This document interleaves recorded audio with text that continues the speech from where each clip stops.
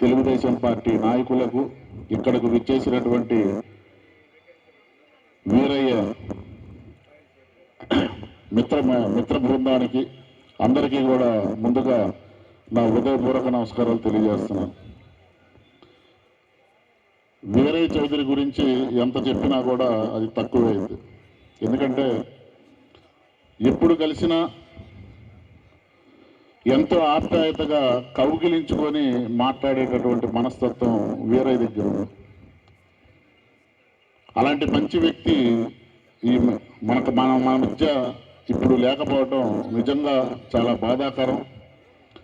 ఆయన ఆత్మకి శాంతి చేకూర్చాలని చెప్పి ఆ భగవంతుడిని ప్రార్థిస్తూ, అలాగే సోదరి సుచిత్ర గారు ఈరోజు జిల్లా గ్రంథాలయ చైర్పర్సన్గా రాష్ట్ర ప్రభుత్వం నియమించడం, ఈ ప్రమాణ స్వీకారానికి మనందరం కూడా వచ్చి ఆమెని అభినందించడం చాలా సంతోషమైనటువంటి రోజు ఈరోజు.